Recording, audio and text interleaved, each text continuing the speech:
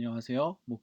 앨리스의 비합리적 신념이라는 개념하고 그 다음에 백의 자동적 사고라는 개념을 중심으로 인지치료 또는 인지행동치료에 대해서 공부하도록 하겠고요.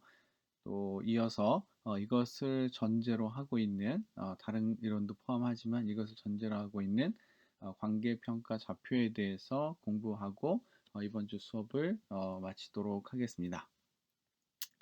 자, 우선 앨리스의 비합리적 신념이라고 말씀을 드렸는데 앨리스라는 사람이 어떤 사람인지에 대해서 간단하게 설명하도록 하겠습니다. 1913년에 태어나서 2007년에 돌아가신 분이고요. 사진을 보시면 아시겠지만 전형적인 백인이고 또 어쨌든 이제 할아버지라고 볼 수 있겠죠. 1913년 리치버그에서 출생했고요. 자신을 이제 반고아라고 생각을 했던 사람입니다. 아버지는 여행을 자주 다녔었고, 어머니는 자녀들을 키울 준비가 되어 있지 않았었습니다. 그래서 부모의 양육 태만이 있었고, 또 신장염, 수주분, 무모한 남동생, 그리고 푸념을 많이 했던 여동생이 있었습니다. 네, 근데 이제 그러함에도 불구하고 자기 스스로 비참함을 거부했던 네, 그런 사람이라고 보시면 되겠고요. 백만장자가 되고 싶어서 뉴욕에 있는 상업고등학교에 진학을 했지만 대공황 때문에 꿈을 접었던 사람이고요. 또 시립대학에서 영문학을 전공했고 6개의 소설을 썼던 사람. 네, 그러나 출판사에서 그 소설들이 전부 거부를 당했습니다. 그러다가 콜롬비아 대학에서 어쨌든 석사 박사를 마쳤고 1953년에는 정신분석을 포기하고 1955년에 새로운 방법을 제안하게 되는데 그것이 바로 이제 인지행동 정서 치료, 네, 또 합리적, 정서적, 행동적 치료라고 불리는 것을 창안한 사람이 바로 이 알버트 앨리스가 되겠습니다. 그래서 인지행동 치료에 있어서 굉장히 중요한 인물이라고 보시면 되겠고요. 이분의 책이 우리나라에 그렇게 많이 소개가 되어 있지는 않습니다. 그럼에도 불구하고 그 몇 권의 책이 또 아주 효과적이고 효율적인 것을 알 수가 있는데요. 특히 이성을 중요하게 생각하는 분들에게는 이분의 책이 좀 적합하지 않을까라는 생각을 하게 됩니다. 그러나 이분의 책이 정서적인 분들에게는 좀 불편할 수도 있겠다라는 생각이 들고 있습니다. 일단은 이분이 가지고 있는 기본 입장에 대해서 잠시 살펴보도록 하겠는데요. 일단은 인지적 관점에 대해서 함께 살펴보도록 하겠습니다. 그 사람들의 감정이나 행동이 어떤 사건에 대한 그들의 지각에 의해 영향을 받으며 이것이 이제 성격을 형성하게 된다고 가정하게 하고 있습니다. 그러니까 사람들의 감정이나 행동이 어떤 사건에 대한 그들의 지각에 의해서 영향을 받는다. 그러니까 지각이라는 말은 어떻게 보면 인식, 생각, 이렇게도 이제 표현할 수 있을 것 같은데요. 그래서 내가 가지고 있는 어떤 감정이나 행동은 그 어떤 사건에 대한 인식, 지각에 의해서 영향을 받고 또 이것이 이제 결국은 그 사람의 성격을 형성한다는 관점을 가지고 있습니다. 즉, 사건이나 상황 자체가 아니라 그것을 해석하는 방식이 무엇이냐가 더 중요하다는 입장을 가지고 있는 것이 바로 이 사람의 주장이 되겠습니다. 자, 인지가 사건과 감정, 행동을 매개한다는 인지 매개설을 따르는 그런 관점을 가지고 있다라고 볼 수가 있겠죠. 자, 어쨌든 이 사람이 가지고 있는 기본적인 가정은 우리들의 성격이 결국은 우리들이 어떻게 그 사건이나 그 상황을 해석하느냐에 따라서 달라질 수 있다고 보는 입장이라는 것을 우리가 먼저 기억을 하시면 되겠습니다. 자, 이 사람이 말하는 성격의 세 가지 측면이 있습니다. 생리적 측면, 그 다음에 사회적 측면, 그리고 심리학적 측면입니다. 먼저 생리적 측면에서 보면 인간은 사용하지 않은 거대한 성장 자원과 사회적 운명과 자신의 운명을 변화시킬 수 있는 능력이 있다라고 보고 있습니다. 그러니까 인간은 자기가 사용하지 않고 있는 어떤 거대한 성장 자원이 있다는 거죠. 그러니까 여러분이나 저나 거대한 성장 자원이 있는데 그것을 아직 사용하고 있지 않을 가능성이 높다라고 보고 있고요. 또 사회적 운명과 자신의 운명을 변화시킬 수 있는 능력이 있다고 보고 있습니다. 어떤 분들은 이제 이런 관점에 대해서 부정적일 수도 있지만 또 어떤 분들에게는 이런 관점이 굉장히 적합할 수도 있겠죠. 우리 같은 경우는 이제 기독교 신앙을 가지고 있고 또 기독교 신앙을 가지고 있다 보니까 모든 것의 원인을 하나님에게로 돌리는 경향이 있습니다.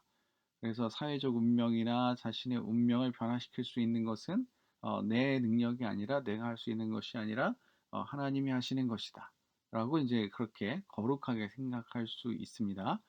그러나 또 한편으로 보면 하나님은 인간을 통해서 일하시고 근데 그 인간을 하나님이 만드셨고 하나님께서 그 인간을 만드셨을 때 또 그에게 문화 명령을 내리시고 또 이 창조를 계승하고 또 관리하고 유지할 수 있는 책임을 주셨을 때 그 인간 안에 하나님께서 거대한 성장의 자원을 주셨고 또 잘못된 현실, 사회적 운명, 자신의 운명을 바꿀 수 있는 능력을 우리 안에 이미 주셨다라고 볼 수도 있습니다. 저는 침례교적 입장이 후자라고 생각을 하고 있고요. 또 후자라는 입장에서도 여전히 변하지 않는 것은 침례교 신학 안에 있는 하나님의 선수 개념입니다. 인간이 아무리 큰 자원을 가지고 있고 능력이 있다 할지라도 하나님의 선수, 하나님께서 먼저 손 내미신 사건이 없다면 그것은 의미가 없고 불가능하다는 것이죠. 인간이 가지고 있는 자원이나 능력 역시 하나님의 은혜, 하나님의 선수가 있기 때문에 가능하다. 네, 이런 전제 하에서 본다면 우리가 가지고 있는 놀라운 그 자원과 또 그 능력을 우리가 굳이 거부할 필요는 없겠다라고 생각을 합니다. 자, 인간은 비합리적으로 생각하고 스스로에게 해를 끼치려는 강력한 선적 경향도 지니고 있다라고 되어 있는데 인간은 그 비합리적으로 생각한다는 게 이 사람의 전제라고 볼 수가 있습니다. 또 인간은 생득적인 자기 파괴 방식으로 자기 자신을 파괴한다. 자, 놀라운 능력이 있지만, 그러나 비합리적으로 생각하고 또 자기 파괴적으로 행동하는 것이 인간의 생리적인 측면이다라고 보고 있습니다. 이것은 인간이 타락한 이후에 나타나는 그러한 모습이라고 볼 수도 있겠고요. 어쩌면 하나님께서 우리를 만드셨을 때 내재되어 있었던 한 단면일 수도 있겠다는 생각이 듭니다. 사회적 측면에서 본다면 인간은 사회 집단 내에서 양육되며 타인에게 잘 보이고 인정받고 기대에 맞춰 살려고 하고 타인보다 더 나은 모습을 지니려고 노력한다. 사람들에게 가장 중요한 욕구 중에 하나가 인정 욕구라는 것 또는 이제 관계 욕구라는 것을 전제로 한다면 우리가 충분히 받아들일 만한 그런 이론이라는 생각이 듭니다. 자, 이어서 정서장애는 타인이 생각하는 것에 대해 지나치게 많은 염려를 하는 것과 관련되어 있다. 네, 그러니까 정서, 네, 우리가 흔히 말하는 감정과 관련된 그러한 장애는 타인이 생각하는 것에 대해 지나치게 염려하는 것과 관련되어 있다라고 나와 있는데요. 뭐 인정 욕구나 이런 염려가 결국은 연결되어 있다라고 볼 수가 있겠고, 또 이런 측면은 특히 이제 우리나라 사람들에게 더 중요한 요소가 아닌가라는 생각이 듭니다. 그다음에 이제 심리학적 측면이 있습니다. 정서적 혼란은 비합리적 신념에서 생겨난다고 봅니다. 그러니까 결국은 인지, 정서, 행동에 있어서 인지가 그 사람의 정서에 영향을 미칠 수 있다, 미치고 있다라고 보는 입장이라고 정리할 수 있겠고요. 비합리적 신념은 불안, 우울, 흥분을 야기하며 그러한 자신을 바람직하지 않게 느낀다.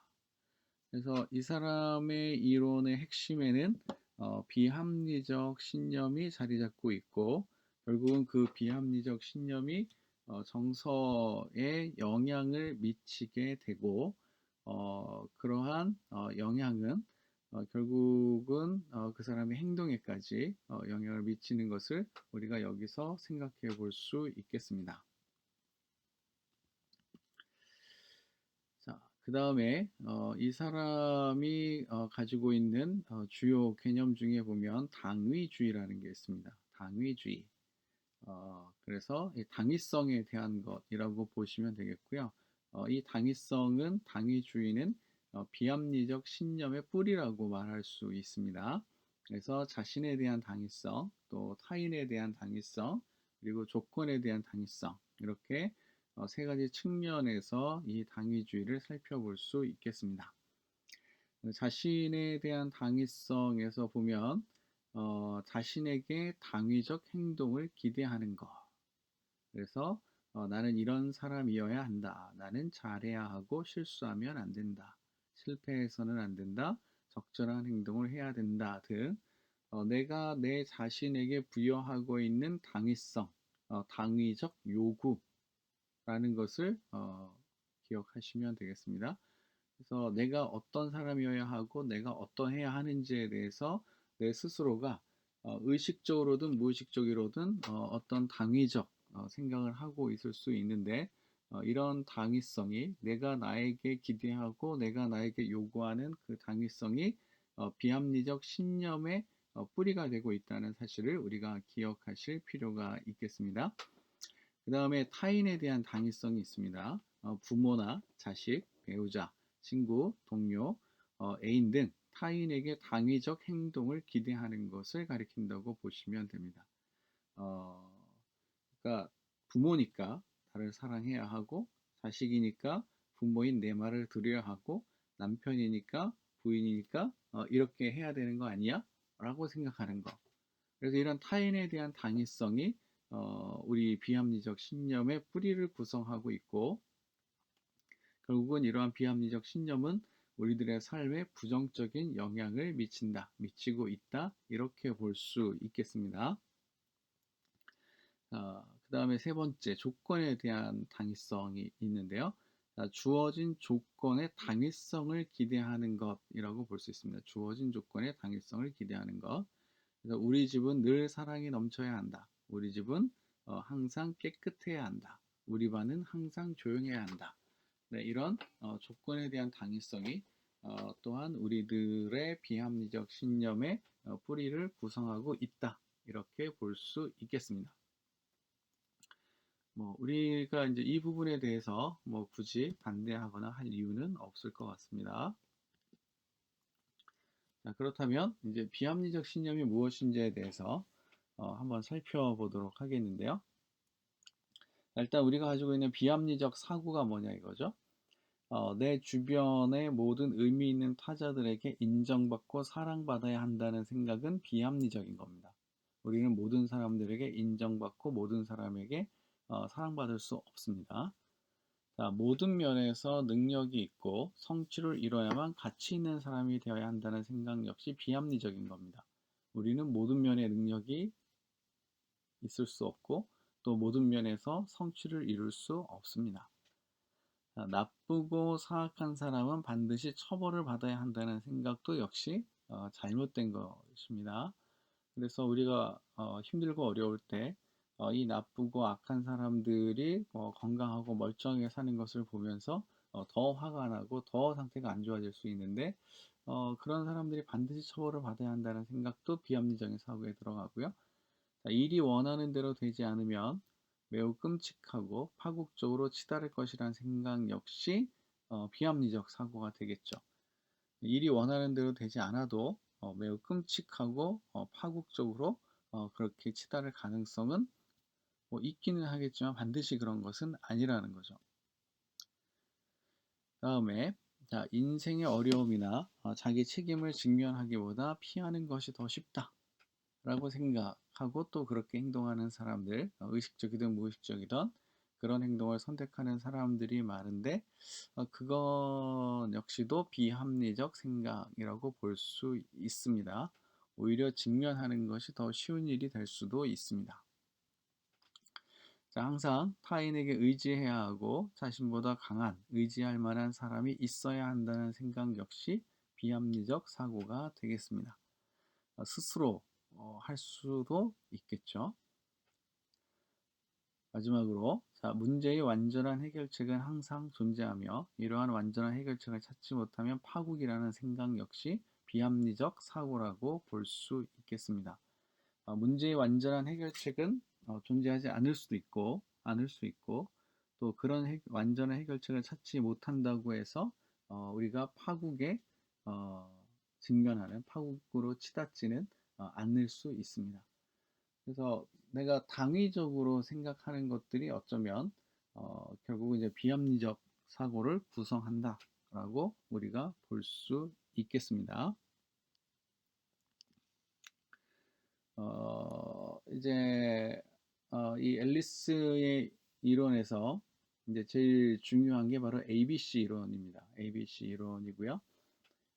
현재 육군에서 육군 군종실에서 그 회복 탄력성을 주제로 해서 교육을 진행하고 있습니다. 그런데 그 회복 탄력성에서 사용하는 중요한 이론 중에 하나가 바로 이 ABC 이론입니다.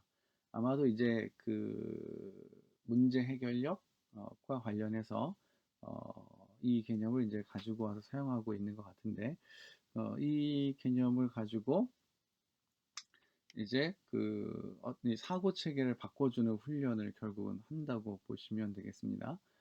우리가 보통 A, B, C에서 A는 선행 사건이라고 보통 번역을 하고요. B는 이제 신념이라고 번역을 하고 C는 결과라고 번역을 하고 있습니다.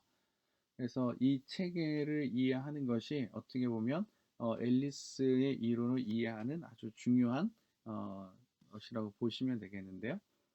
자, 비합리적 신념을 합리적으로 바꾸어주면 문제를 해결할 수 있다고 보는 것이 바로 ABC 이론의 핵심입니다. 사람은 누구나 비합리적 신념을 가지고 살아가는데 그것을 합리적으로 바꿔주기만 하면 네, 이것이 그 사람의 부정적 감정에 영향을 미쳐서 긍정적 감정으로 바꿔주고 또 부정적 행동에 영향을 미쳐서 긍정적 행동으로 바꿔준다는 겁니다.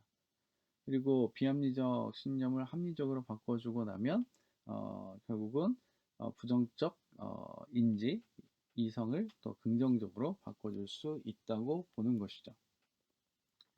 자, 비합리적 신념 체계에 대한 논박을 통해서 더 나은 효과를 가져올 수 있다고 봅니다. 그래서 자, 선행 사건이 있고요. 그 다음에 신념 체계가 있고 그 다음에 어떤 정서적인 결과가 있습니다. 그래서 이것에 대해서 이제 논박하는 네, 과정을 거치게 되고요. 그러면 효과적인 새로운 신념이 나타나게 됩니다. 그래서 이 앨리스의 책을 읽어보신 분들은 이 사람의 핵심이 이 비합리적 신념을 찾는 데 있다는 것을 아마 여러분들이 확인할 수 있으실 텐데요. 이 사람의 내용을 보면 이런 겁니다. 자, 일단은 우리가 시에서 시작할 수 있습니다. 시에서 정서적 결과, 어떤 증상이 이제 나타날 수 있죠. 자, 앞에 나보다 한참 어린 친구가 내 앞을 지나갔습니다. 그런데 인사를 하지 않고 지나갔어요. 아는 척을 하지 않고 지나갔어요. 자, 일단은 내가 화가 났어요. 화가 났어요. 자, 선행 사건이 있었죠. 나보다 한참 어린 친구가 나를 보고 또 아는 척을 안 하고 지나갔다. 그랬더니 이게 A가 되겠습니다. 이게 A가 되겠고, 그럼 C는 뭐가 되는 거예요? 그랬더니 내가 화가 났다. 이러면 C가 되는 거죠. 그래서 정서적인 어떤 반응, 결과가 나타났습니다. 그러면 이 사이에는 뭐가 작용하고 있다? 네, 이 사이에는 비합리적 신념이 작용하고 있다는 겁니다. 그래서 그러면 어떤 사고를 했기 때문에 내가 화가 난 것일까? 라고 이제 생각을 해보는 거죠. 생각을. 어, 후배가 한참 어린 친구가 나를 보고도 인사를 하지 않고 아는 척을 하지 않고 지나갔는데 내가 화가 났어요. 그러면 그 사이에 뭐가 있죠? 나를 보고도 아는 척을 안 하고 지나가는 것, 나를 보고 인사를 안 하고 지나가는 것은 나를 무시하는 것이다라는 비합리적 신념이 자리 잡고 있을 수 있습니다. 그랬더니 화가 난 거죠. 화가 난 거죠. 근데 여기에 대해서 이제 우리가 해야 될 일이 논박이라는 겁니다. 자, 그렇다면 그 나이 어린 친구가 후배가 그 친구가 나를 무시한 거냐? 나를 보지 않고 나를 아는 척하지 않고 나에게 제대로 인사도 하지 않고 지나간 것이 나를 무시한 것인가에 대해서 이제 논박을 할 수가 있습니다. 정말 그러한가? 라고 질문을 던져볼 수 있는 거죠. 근데 생각해 보면 다양한 가능성이 있을 수 있죠. 저 친구가 나를 봤다고 나는 생각했지만 저 친구는 실제로 나를 보지 못했을 가능성도 있는 거고요. 또, 지금 그 친구가 나를 보고 지나간 건 맞지만 머리가 복잡해서 미처 인식하지 못했을 수도 있는 거고, 지금 어떤 더 크나큰 고통스러운 어떤 일이 있어서 미처 아는 척을 하기에는 어려울 수도 있는 거고, 뭐 이제 다양한 가능성들이 있으니까 그 가능성들을 이야기하다 보면 내가 가지고 있었던 그 신념이 변화가 일어나게 완화되기 시작을 합니다. 어쨌든 지나간 사람은 그 사람 행동을 한 것뿐이고 결국 문제는 나한테 발생했기 때문에 내 문제는 내가 바꿔야 하는 것이죠. 그래서 다양한 가능성들을 생각하다 보면 어떤 일이 생겨요? 아, 저 친구가 지금 다른 생각을 너무 골똘히 하다가 나를 보지 못하고 지나갔구나. 이러고 나면 이제 화가 난 것이 좀 누그러들게 되겠죠. 그리고 나면 어, 이제 다음에는 좀 다른 생각을 갖고 내가 똑같은 상황에서도 다르게 반응할 가능성이 생길 수 있더라 이겁니다. 그래서 나를 보지 않고 지나가는 것은 나를 무시하는 것이야 라는 비합리적 신념을 다른 것으로 대체할 수 있겠죠. 그래서 여러분들이 이제 그 상담 현장에서 목회 현장, 사역 현장에서 바로 이러한 관점을 가지고 상담을 개인에게 적용할 수도 있겠고 다른 사람에게도 적용할 수 있도록 도와줄 수 있겠습니다. 자, 합리적 신념이 뭐냐 하면 유연하고 유익한 신념을 가리키는 것입니다. 또 나쁨에 대해서 결코 극단적으로 평가하지 않는 상태를 가리키는 것이고요. 또 일어난 사건에 대한 관용, 수용하는 태도가 포함되어 있고 오류가 가능하다는 것을 용인하고 사건들의 발생에 대해서 유연한 사유를 제시하는 것을 우리가 이제 합리적 신념이다라고 말할 수 있습니다. 내가 가지고 있는 사고가 유연하다면 이건 합리적인 겁니다. 또 나쁜 것에 대해서 극단적으로 평가하지 않는다면 이게 바로 합리적인 거라 이거죠. 또 일어난 사건을 수용한다면 또 관용한다면 이건 합리적인 거라 이겁니다. 오류 가능성을 인정한다. 당연한 거죠. 네, 이게 합리적이라 이거죠. 또 사건들의 발생에 대해서 유연한 사유, 생각을 내가 제시하고 있다. 이러면 이게 바로 합리적인 것이라고 볼 수가 있겠습니다. 자, 그래서 우리들 같은 경우 또 보면 자 엄격하거나 독단적인 신념은 이제 어, 비합리적인 거고 사태를 지독하다고 생각되는 것도 비합리적인 거고 사태를 더 이상 참을 수 없다고 생각하는 것도 비합리적인 거고 저주도 비합리적인 거고 언제나 그렇다 절대로 그렇다 뭐 이런 식으로 사유하는 것도 이제 비합리적 신념이라고 볼 수 있겠습니다. 자, 어쨌든 우리는 이러한 비합리적인 것들을 합리적으로 바꿔줄 수 있는 앨리스의 이론을 좀 우리의 사역 현장에서 또 상담 현장에서 적용하시면 좋겠습니다. 자, 이렇게 해서 첫 번째 시간을 마치도록 하겠습니다. 자, 수고하셨습니다.